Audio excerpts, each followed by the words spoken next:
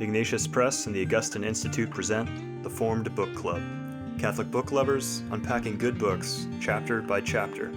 If you like us, please help us by subscribing and by reviewing us on Spotify, Apple Podcasts, or wherever you might listen. And don't forget to sign up for weekly updates and study questions at formedbookclub.ignatius.com. Welcome back to the Formed Book Club. We are going to conclude our own internal discussion of this book by Father McTeigue, Real Philosophy for Real People. But next week, we'll have Father McTeigue himself with us, God willing, and we can ask him all the questions we have and get his comments. We are going to cover the last chapter of this book, chapter 6, which is ethics. And it's interesting, this book is a very well-structured and compact book, which is why it's taken us so long to discuss it, to unpack it. But in his famous ethical wedding cake, we've covered the foundation, which is metaphysics or the worldview, of which he's explained there's only several potential ones you can have. And then based on that, actually founded on that, upon that in the cake, you've got the anthropology, the idea of man, what's his nature, and so on. And we've covered those things. Now we come to the final chapter, ethics, which is the top of the cake. And he's going to discuss different ethical systems, different ethical methodologies, and how to diagnose and prescribe ethical situations. So the title is Ethics, the Art and Science of Evaluating Human Behavior in Terms of Ought and Ought Not. That's kind of a long and somewhat cumbersome title. He tells us what he's going to do, page 102 at the bottom.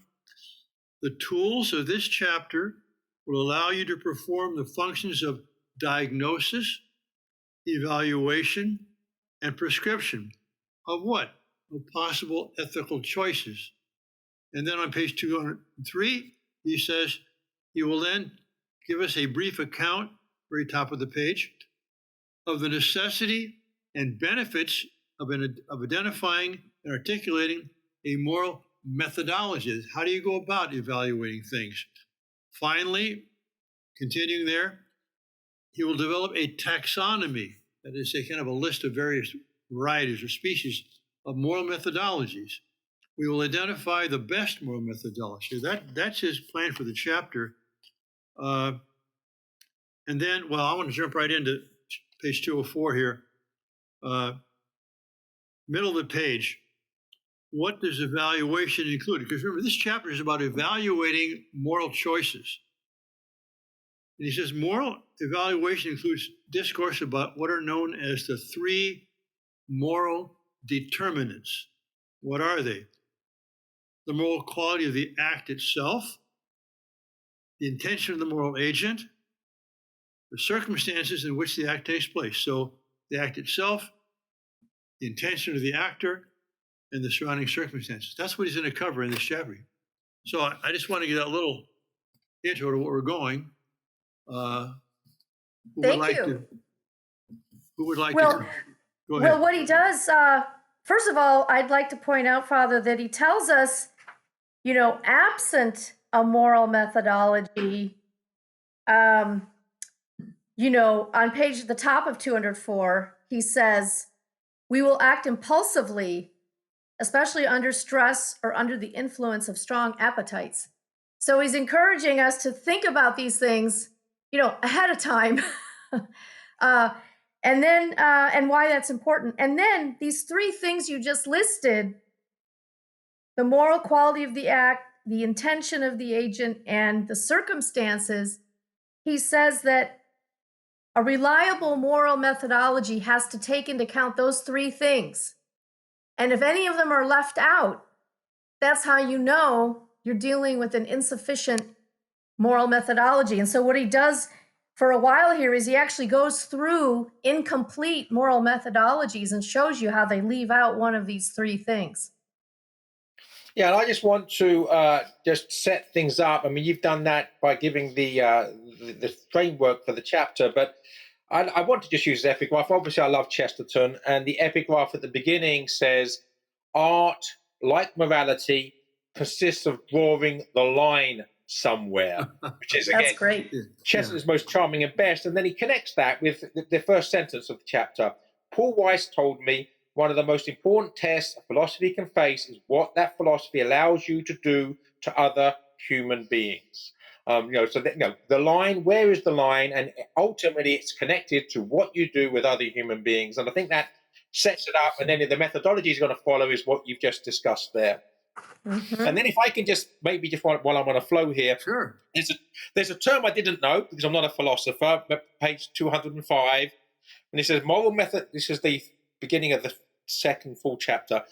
Moral methodologies may be divided into two basic types, namely the deontological and the teleological. Now, I knew what teleological meant, but I did not know what deontological meant. So this was a new term for me. I always like to learn new words.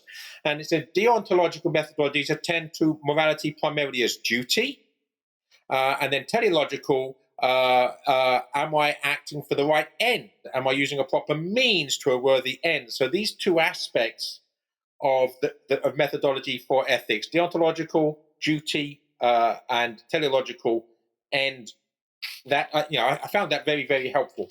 And these come from the Greek words telos for end or goal for teleological, and dei, delta epsilon iota, or dei. Dei, it's a verb, means it must. We must. So the idea of duty. And of course, the classical and famous exponent of deontological morals is Immanuel Kant. Very Germanic, very Prussian, actually. We do it because it's our duty to do it. That's what determines what we do and what we don't do. And he has a wonderful chart on page 207 in which he shows the two different major classifications of deontological and teleological, and then what the different, so to speak, varieties are of those. And he will develop what he says, it's on the lower right-hand side of that diagram, prudential personalism based on natural law. So this is again, it's a very fine analysis of the possible methodology one can have in evaluating moral acts. And as you said, Vivian, he shows why we must exclude some, and we end up with one alone, and that is the prudential personalism. Right. Also, go ahead. You mentioned Kant's imperative, but if you look on his chart, 207, you'll see that there's other kinds of duty-driven systems, including religious legalism. Right. So if you've been formed in a legalistic system and you drop God out of that system, then you tend to replace that missing component with something else. And in the state of legal positivism, you replace God with the state, and now law becomes the defining, the thing that defines your duty. And, if you're clever like Kant, you say, well, I don't want God or the state. I think I'll come up with my own categorical imperative. He wants to be God. Exactly. There you go. He makes himself God in defining what his own imperative and then following that. But the point is that all three of these things are really the same thing. And I thought that was so brilliant of Father McTeigue to show how these things are really the same thing in terms of what they leave out. Yes. Also, he talks about his expression of prudential personalism based on natural law as being postmodern, but postmodern in a positive sense. Not postmodern in the sense of deconstruction and everything is narrative we make up, but rather we cannot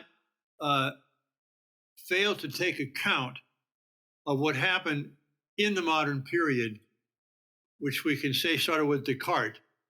And philosophically, it led to the Enlightenment and with Kant and so on. And that period, particularly, as he points out here and he summarizes elsewhere, it led from a theistic view, a personal God who intervenes in nature, to a deistic view an absent God who sets the clockwork going and then is no longer present, to then naturalism, materialism, which leads to nihilism, and the apparent escape in existentialism. That must be taken into account. But what we learn from that is that once you remove God from the equation, man equals zero.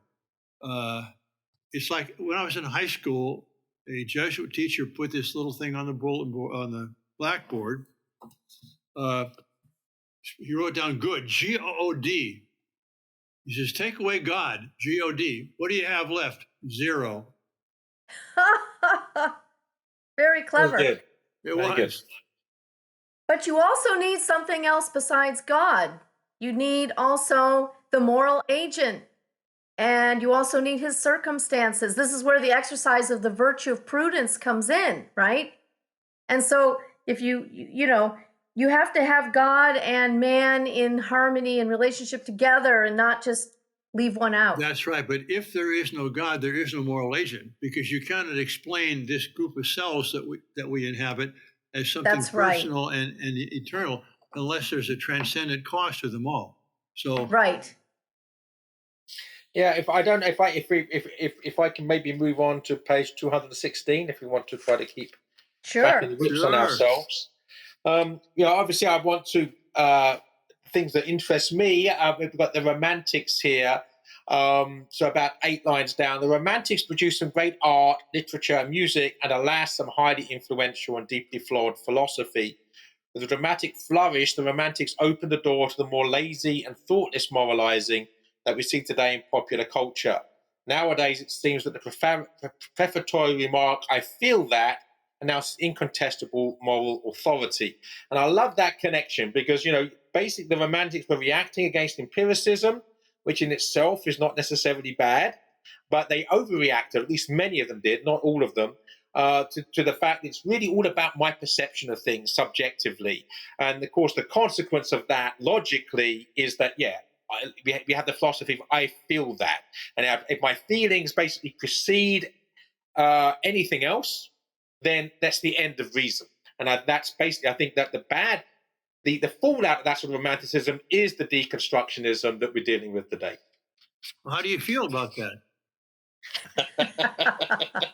And of course, the area of life where that has had the most devastating results, of course, is in the area of sexual relationships. And what is love? If you just reduce that to feelings, look at the mess you get, right? So, that was good that he made that link between that and romanticism. Yeah. Well, you won't be surprised to know that I'm quite happy to skip now onto when he mentions the Return of the King by Tolkien, but that's not to the epilogue. So I'm going to just piggyback on you folks till then.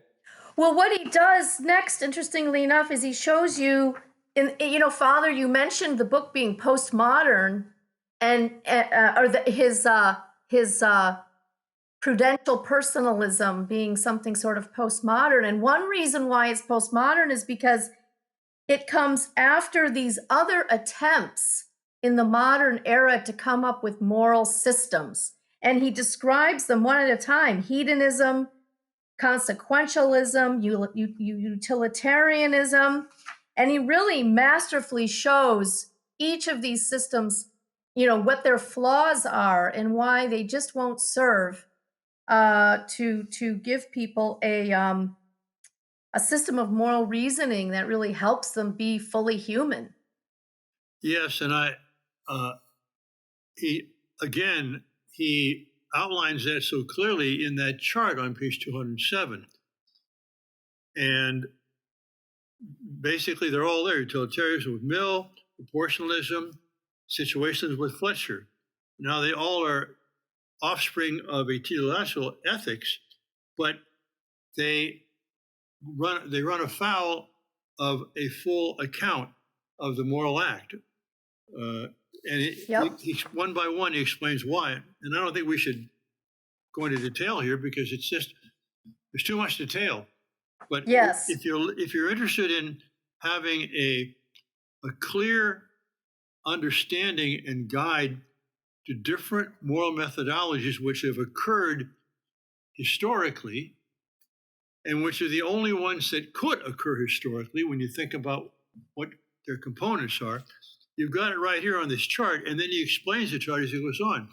Right. I'm going to jump all the way to Father Spitzer's afterward, because Father Spitzer on page 255 and 256 are not numbered because it's a table, and it's got 4 columns: worldview, metaphysics, philosophical anthropology, and ethical consequences. So worldview and metaphysics really go together because a worldview is a metaphysical position, really.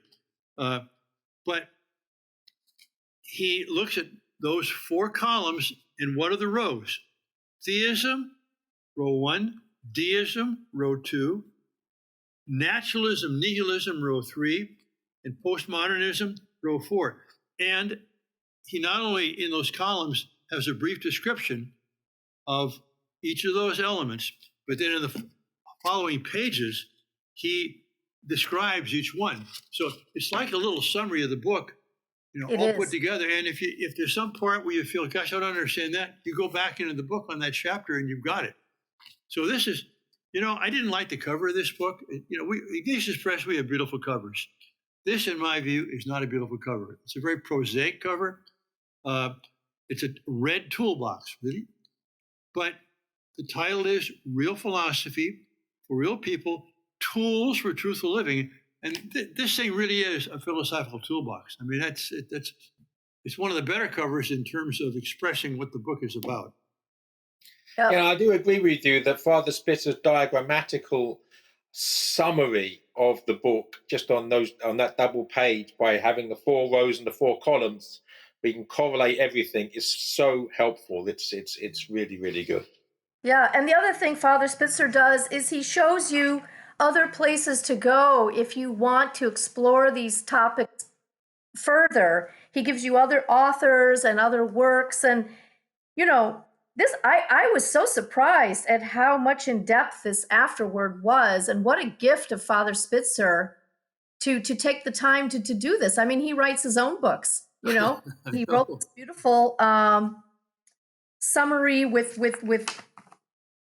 further help. So God bless him. Yep, and he's legally blind. I mean, amazing what he can do. By the way, I don't know whether the fact you've gone to the afterword by Father Spitzer means that I can go to the epilogue that precedes it, or whether you want to go back to the chapter 6. You may. I was going to piggyback on you, but you piggybacked on me. So poor Vivian is going to carry the load here. But I want to say that Father Spitzer and Father McTeigue were both together as graduate students under Paul Weiss at Georgetown. Oh. Father Spitzer was already a priest. Father McTeigue was still a layman, and his vocation came after that. So they're good friends as well as good philosophers. And good Jesuits. Yes. What I wanted to do, basically, just again to pursue my own delights, at the beginning of the epilogue, Father McTeigue quotes Gandalf, and at the end of the epilogue, he quotes Solzhenitsyn, 2 of my great favorites. So I thought maybe we could just very simply just connect those 2 quotes together and let them speak for themselves somewhat. So page 247, the epigraph to the epilogue from the Return of the King, Tolkien, Gandalf's words. The rule of no realm is mine, neither of Gondor nor any other, great or small, but all worthy things that are in peril, as the world now stands, those are my care. And for my part, I shall not wholly fail of my task, though Gondor should perish. If anything passes through this night that can still grow fair or bear fruit and flower again in days to come, for I also am a steward. Did you not know? So again, first of all, we're all stewards, and all that we're meant to do basically is to ensure that something is passed on to future generations that can be fruitful. We can't rule the world, nor should we want to, but we can do that much. And then Alexander Solzhenitsyn, so he finishes the book with this quote from Solzhenitsyn. Well, just insert one thing. When I was first started flying, we had stewardesses also, not just stewards. Right, I know. Yes. And you're not allowed to say stewardess anymore because that's a war on women. Solzhenitsyn, page 251, final lines of the book, except for Father Mrs. afterward. You can resolve to live your life with integrity. Let your credo be this: let the lie come into the world, let it even triumph, but not through me. And then Father McTeige's comment on that. You and everyone you know are being lied to and are being asked to participate in the lie. This book can help you to name the lie, tell the truth, live the truth, and teach others to do the same. And therefore I close by asking you, now what? All's in our court. Well, that's a good place to conclude, it seems to me. And we'll have Father McTeigue respond to that next week as we ask him, okay, Father McTeigue, now what? And be ready for the week following, Russell Shaw, the 8 Popes, and the Crisis of Modernity. That's it, folks. That's all, folks. God bless you all. See you next week. If you enjoyed this discussion, please help spread the word about the Forum Book Club by subscribing to the podcast and writing a review. You can sign up for weekly updates at forumbookclub.ignatius.com.